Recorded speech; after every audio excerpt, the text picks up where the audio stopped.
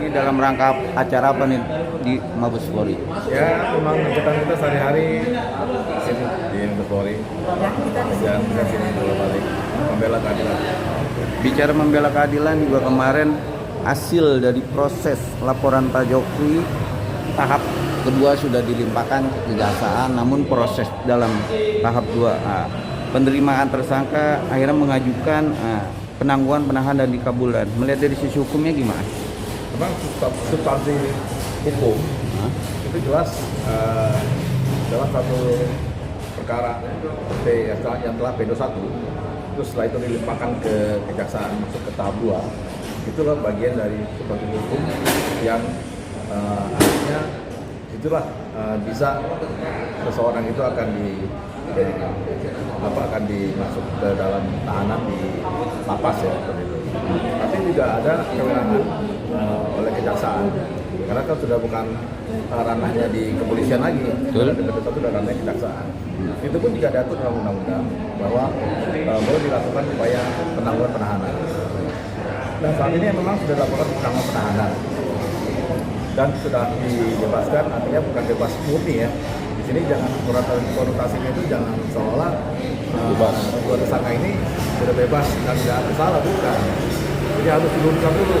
Jadi bahwa Suryo dan tersangka ini dilakukan penangguhan penahanan sampai masuk dalam pokok perkara. Pokok perkara itu adalah masuk dalam persidangan. Ya itu biasanya nggak lama, itu kurang lebih seminggu atau 2 minggu lah setelah itu. 7 hari ya, 7 hari setelah itu baru masuk dalam pokok perkara dan akan disidangkan. Nah disitulah kita tunggu-tunggu saat-saatnya yang paling sakral ya, yang penting itu adalah masalah keaslian atau tuduhan atau yang dilakukan oleh terpimpin dan Suryo terhadap mantan Presiden Jokowi mengenai ijazah palsu. Nah itu juga nanti dibuktikan dalam pokok perkara persidangan. Tapi yang jelas bahwa tersangka tidak ditahan itu adalah suatu undang-undang yang mengatur tidak harus ditahan, tapi bisa dilakukan penangguhan penahanan dengan jaminan. Nah itu dia. Jaminan siapa? Mungkin bisa pengacaranya, kuasa hukumnya, kuasa hukumnya, atau juga kode keluarga istrinya. Kalau yang itu istrinya, atau dalam keluarganya. Jadi artinya boleh dilakukan upaya-upaya seperti itu. Jadi masih dalam tahap dalam posisi dia harus bisa membuktikan apakah sudah benar atau tidak. Kalau sudah tidak benar ya kebanyakan pada hakim. Hakimnya punya keyakinan hakim inilah yang membuat memutuskan apakah Suryo dan Suryo itu salah atau tidak. Tapi ini semua kembali lagi, saya pikir kita juga harus berpikir yang lebih rasional karena ini kan masalahnya politis ya, jangan kental politik. Jadi artinya bahwa campur tangan politik itu pasti ada. Tapi kan dalam jaminan itu ada 50 penjamin loh, termasuk ada orang-orang penting dalam konteks mantan-mantan jenderal loh. Nah itu gimana? Nggak ngaruh nggak sih dalam proses ini? Nah itu kan, ya itu makanya kan nuansa nota politik itu yang saya bilang pengaruhnya di situ. Jadi artinya bagian juga dari 50 itu penjamin juga gitu. Jadi artinya tidak hanya kalau undang-undang kan cukup dengan istrinya, keluarganya ya. Tapi kalau ditambah lagi dengan para pengaruh-pengaruh yang punya jabatan, mantan atau mantan pejabat yang menjamin bahwa tidak akan melarikan diri, kan itu aja paling penting. Artinya tidak kabur, melarikan diri dan masih bersikap kooperatif dengan kejaksaan. Jadi dengan ada 50 penjamin itu artinya bisa lagi, jangan 51 aja cukup. Artinya banyak dukungan lah. Tapi ini memang saya pikir hukum itu ya bukannya dianggap ini sudah bebas, bukan, tapi ini masih terus berjalan sampai nanti di persidangan. Pak, menurut Bapak mekanisme yang sudah dilakukan oleh Pak Roy Suryo beserta lawyernya itu sudah sesuai dengan kaidah-kaidah hukum tidak Pak? Sesuai apa? Kaidah-kaidah hukum yang sudah dicantumkan. Sudah. Artinya gini ya, artinya mereka sudah kooperatif juga, sudah dijemput dan masuk ke diperiksa juga di tahap kedua, yaitu untuk melaksanakan masalah peluang dari tersangka untuk ke kejaksaan. Datang ke Polda, sudah mengenakan baju oranye. Nah, sempat juga bermalam situ kan, berapa hari kan? Gitu. nanti sambil nunggu proses ke jaksa. Tapi kan ada upaya-upaya hukum yang dilakukan oleh kuasa hukumnya. Tadi saya katakan itu bahwa upaya hukum itu adalah untuk bagaimana kliennya itu tidak ditahan gitu. Tapi itu sudah diikuti oleh prosedur itu. Jadi artinya bahwa di sini kan kalau judul dari tagline di mana-mana kan prosedurnya dapat juga bebas. Bukan bebas itu namanya. Contoh tipe atau itu artinya dia masih bisa bebas, ya. Tapi mungkin ada juga aturan-aturan di situ, mungkin ada perjanjian juga dengan kejaksaan untuk tidak berkuar-kuar lagi. Artinya stop aja dulu sambil nunggu persidangan. Artinya jangan berstatement lagi, jangan membuat opini-opini lagi. Jadi artinya diam aja dulu sampai persidangan dimulai. Karena sudah cukup kan, kita tahu bahwa apa yang dituduhkan oleh beliau itu mengenai jasa palsu Pak Jokowi kan gitu. Pak, pertimbangan hukum apa lain Pak kepada dari JPU maupun di tingkat kepolisian dari penyidik ya Pak? Ini kan sudah di tingkat di JPU ya, pertimbangan seperti Pak yang bisa kepada tersangka ini bisa dilakukan penangguhan. Ya gini, karena kan ini kan pasal pasal pencemaran baik ya. Jadi bukan pasal yang cukup berat, ya. Tapi pasal yang sangat ringan juga. Tapi bahwa di sini jaksa juga berpikir juga. Yang penting nanti berapa tahunnya yang akan divonis oleh jaksa itu yang kita harus bisa cermati ya. Artinya pencemaran baik ini, walaupun nanti itu tidak terbukti, artinya kan dianggap itu bersalah. Artinya Rosario dan Roda 2 tidak terbukti bahwa apa tuduhan yang bilang itu palsu, tapi yang dibuktikan oleh Pak Jokowi asli kan gitu. Nanti kan di persidangan. Apakah ada tuntutan dari jaksa atau bagaimana pun juga kita tunggu nanti. Karena saya tidak bisa mengatakan lebih jauh karena nanti terlalu jauh mencampuri ranahnya jaksa. Jadi saya pikir kita serahkannya kepada jaksa sampai mulainya pokok perkara atau perkara. Oke. Bu, melihat dari pandangan Ibu sebagai lawyer, kita anggap aktif di dunia sosmed lah, kan pro kontra masih terjadi antara netizen atau pendukung masing-masing, dan Ibu menyoroti apakah hukum yang harus tegas atau gimana Bu dengan proses sudah di penahanan? Takut kan pro kontra para netizen yang masih huru-hara. Nah, Ibu melihat gimana? Kita kan negara hukum ya. Jadi ikutin aja proses hukum yang sedang berjalan. Soal nanti ini kan nanti kan ada pengadilan ya. Di situ ya masuk pokok perkara, terus pengadilan nanti di situ terlihat jelas mana yang salah mana yang benar. Ikutin aja jalannya proses hukum. Kalau menurut saya sih itu aja. Karena kalau memang di medsos ada yang pro dan kontra. Ya, pro dan kontra itu kan sebagian yang tidak paham soal hukum. Kalau kita orang hukum, ya kita tahu mana yang benar mana yang salah. Ya, kita tunggu aja proses pengadilannya. Tapi kan Ibu ada dalam konteks isu atau asumsi itu dalam konteks huru-hara di sebuah sosmed itu pengaruh dengan kata kriminalisasi nggak Bu, biar sampai jadi penangguhan itu dikabulkan, itu ngaruh nggak sih Bu secara substansi hukumnya? Sebenarnya antara ngaruh dan tidak ngaruh ya. Karena kan netizen ada ya soal hukumnya masih nggak tahu hukum gimana nanti berjalannya sidang, terus proses hukumnya, alur-alur hukumnya. Mereka kan cuma melihat, mendengar di medsos, tapi kan detail-detailnya mereka kurang paham. Jadi menurut saya ya di netizen yang ada di medsos itu yang buat ya nggak terlalu ngaruh. Mungkin 50% lah, 50% nggak terlalu ngaruh. Ya, tahu nggak usah disebutin di sini ya, kan nggak enak ya. Balik lagi Bang Hilal lagi. Jadi substansi penangguhan itu memang sudah diatur dengan undang-undang. Ada undang-undang. Pasti ya. Pasti. Tapi mindsetnya ini kan juga banyak pro kontra dari pihaknya Pak Jokowi tidak terima lah, harusnya ditahan karena dia konotatif satu residivis. Itu gimana? Jadi gini. Memang satu sisi saya lihat dari kubunya Jokowi atau Pak Jokowi sendiri mungkin dari awal memang tidak memaafkan kan. Oke. Ini RT kan ditolak ya. Jadi pengennya dari beliau kan sampai ke pengadilan gitu. Bagus lah itu pengen dari Pak Jokowi bagus, tapi mungkin dibuktikan di pengadilan. Bahwa itu jasa itu hasil atau palsu kan begitu. Karena kan kalau yang menuduh itu kan harus mau wajib dibawa juga. Tuduhannya kan palsu. Nanti juga harus bawa yang aslinya kan gitu. Nah jadi artinya di sini memang kalau lihat dari sisi ego ya, kalau misalnya dari sisi dari suka dan tidak suka ya, memang kalau saya pikir dari sisi Pak Jokowi ya dia memang mengejar supaya ini ditahan, tidak keluar dan sampai pengadilan kan begitu Betul, ya. betul. Nah, mungkin sebagian netizen juga begitu ya. Oke. Tetapi undang-undang mengatur tidak seperti itu. Undang-undang mengatur suatu keadilan sosial bagi negara Indonesia. Atau keadilan sosial bagi seluruh rakyat Indonesia. Jadi apapun mereka pun kan belum tentu dia bersalah. Betul. Kan nanti yang menentukan salah tidaknya kan bukan polisi, Oke. tapi kehakiman, hakim, bukan kejaksaan, tapi hakim dia yang memutuskan. Betul. Asal tidaknya seseorang itu yang tersangka itu.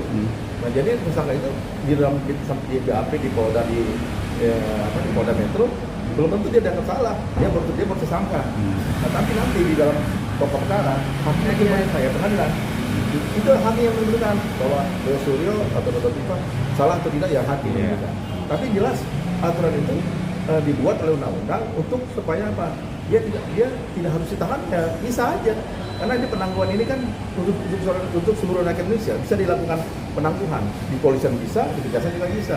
Nah kalau jaksa tidak bisa ngasih, nah itu bisa kena masalah juga. Nah, kenapa nggak ngasih? Apa alasannya? Sedangkan yang penjaganya juga jadi dari 50 kan. Nanti di box pro dan kontra, akhirnya presiden buruk buat jaksa sendiri kan begitu. Jadi ini aturan sudah dilalui, sudah ditaati. Jadi saya pikir pelanggaran tidak ada. Saya pikir jaksa sudah berbuat baik, presiden juga sudah berbuat baik, Boy Suryo juga sudah berbuat baik, Dr. Tifa juga berbuat baik. Kita tinggal tunggu aja tanggal mainnya kan begitu. Tanggal mainnya yang kapan ya? Pas pokok perkara itu. Ini yang ditunggu-tunggu kan oleh kita semua, oleh netizen.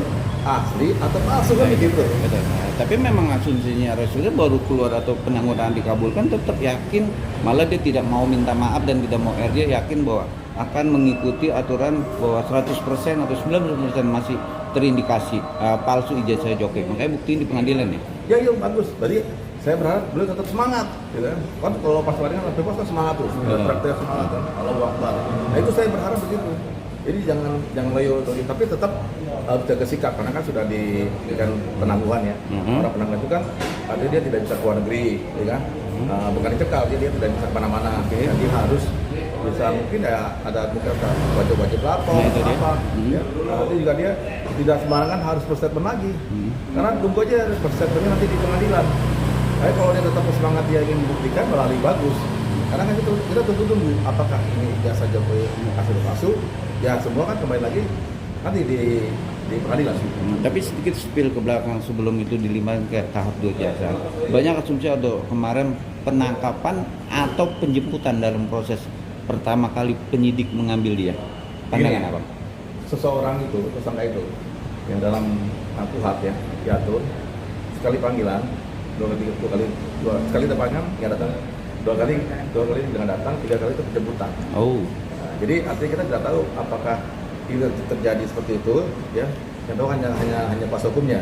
Nah, bisa jadi dengan adanya penjemputan itu sekali dipanggil tidak datang, 2 kali dipanggil tidak datang, akhirnya 3 kali dipaksa. Itu diatur dalam KUHP. Ya, artinya bahwa kemungkinan itu bisa terjadi. Panggilan itu bisa penangkapan. Karena kan sudah tersangka, karena mungkin takut melarikan diri, karena sudah dianggap tidak kooperatif, gitu kan. Akhirnya dilakukan penjemputan.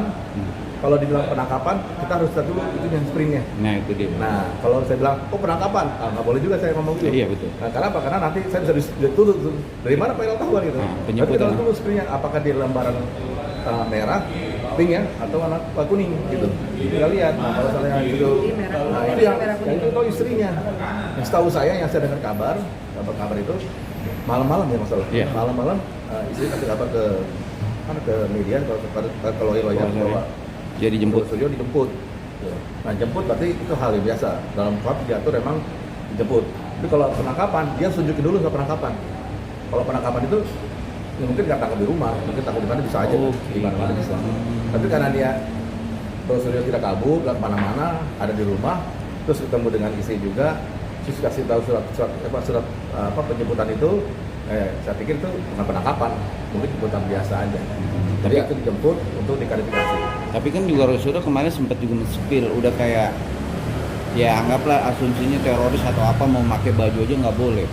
langsung dibawa, itu gimana sih seorang Gimana? enggak? Gimana? Iya, dia mau pakai baju atau apa langsung ditarik itu kayak zaman-zaman apalah kasarnya gitu loh. Itu gimana sih? Itu Udah. biasa itu kalau itu buat untuk tes harus ke mental juga, tes mental gitu loh. Jadi kalau misalnya emang dijemput ya mungkin dia cepet aja kali, cuman terlihatnya mungkin kesannya seperti itu, tapi saya sih yakin tidak ada pemaksaan. Oke, Bu, lahir Bu, Ibu kan sebagai ibu lah dalam konteks ini juga jaminan seorang istri loh. Itu gimana melihat? Oke lah secara hukum memang sudah ada undang-undangnya, tapi sebagai ibu dia menjamin suaminya untuk penahanan. Gimana melihat menanggapinya? Hanya seorang istri ya, Ya. pendapat saya, mau suaminya salah atau benar, tetap aja dia ngejamin, tetap aja dia belain suaminya. Itu kalau menurut pendapat saya. Suaminya mau salah atau benar, tetap istri menjamin dan membela suaminya. Yang penting intinya buktiin di pengadilan ya. Nah, nanti ya semua intinya pokok perkara itu udah di pengadilan. Kita tunggu aja nanti. Tapi namanya istri itu sepanjang nanti proses pasti dia mendampingi dan menjamin. Kalau udah kata istri menjamin, mau salah atau benar, tetap istri menjamin. Namanya juga suaminya. Saya tambahin sedikit, maksudnya Apa? Bu Emma ini, beliau kan profesi avokat juga. Nah iya. Ya, avokat aja pembela orang lain, apalagi bela Suami suaminya. sendiri gitu loh. Ya kan? Iya. Kan kalau advokat itu kan kalau membela Orang yang klien dibela. maksimal kan ya. Harus maksimal membela kliennya, apalagi suaminya. Orang lain ini bela, maksudnya. Tapi Ibu juga melihat posisi ini kan juga ekonomi atau Presiden Prabowo juga lagi gencar-gencarnya membangkitkan ekonomi Indonesia dengan ada masalah ijazah bergulir-gulir ini, gimana Bu melihatnya juga Bu? Susah juga ya. Soalnya ini juga masalah ini sebelum krisis ekonomi. Nah, udah lama nih kan, Iya. berlangsungnya bertahun-tahun. Nah, mungkin disinilah intinya lah, endingnya ya. Dengan keadaan seperti ini, ekonomi sekarang seperti ini, lagi krisis ekonomi, udah mendunia ya. Ya mungkin mungkin narik diri dulu lah, atau narik diri deh mundur dulu pada satu langkah gitu loh. Karena juga semuanya kan butuh biaya. Dari transportnya juga, bensinnya naik. Udah nyamber kemana-mana nih. Nggak apa-apa. Ya kan? Nggak apa-apa. Gitu. Itu nyata. Jadi Biasa semua ini ibu-ibu. kenyataan ya. Namanya Semuanya juga udah Curhat-curhat. juga. Sekarang kita nih mau jalan kemana-mana, bensin juga naik, dan semua naik. Jadi semua keterkaitan gitu loh. Makanya ya mungkin orang berpikir udah daripada lanjut makan biaya lagi ini sekarang juga lagi isu ekonomi, negara lagi begini ya, gini. Jadi jadi mohon menahan diri, bersabar. Dan ya yang nggak penting-penting banget nggak perlu lah gitu loh. Jadi intinya benang merah dan pandangan hukum Abang apa nih untuk prosedur yang sudah dilimpahkan dan sudah ditunjuk loh Pengadilan Jakarta Timur, apa pesannya dalam konteks benang merahnya untuk Bang Farhad sendiri? Ya kalau saya pikir prosedur harus menghadapi prosedur atau harus menghadapi ini semua. Oke. Artinya bertanggung jawab untuk membuktikan mana yang asli, mana yang palsu. Artinya sudah diagendakan dan ini kan sebetulnya masyarakat sudah lelah. Betul. Sudah lelah dengan berita-berita seperti ini. Artinya masyarakat ingin segera berakhir dengan ending yang lebih enak. Jadi ending itu yang smooth, yang enak lah. Jadi jangan sampai jangan ada fitnah, jangan sampai dusta di antara kita. Pokoknya ending ini harus jelas. Kita negara-negara hukum. Kan kita negara-negara hukum. Oke. Jadi hukum itu harus ditegakkan. Mana yang salah, mana benar, diserahkan kepada hakim. Ya, palsu atau tidak palsu, diserahkan kepada hakim. Hakim hanya punya satu keyakinan. Pengacara, polisi nggak punya, jaksa nggak punya. Hakim yang punya keyakinan. Ini palsu atau tidak palsu. Nah, jadi kalau nanti hakim memutuskan ini apa jasanya Jogi asli, ya mau nggak mau kita harus terima itu Oke. putusannya. Kalau hakim bilang palsu, kita harus terima juga. Tergantung dari hakim nanti. Hakim yang bisa menentukan ijazah palsu atau asli. Oke, tapi intinya nggak ada penekanan dalam proses apapun. Saya jamin nggak ada penekanan. Ya. Cap, terima kasih Bang. Terima kasih ya. Yuk. Atasnya.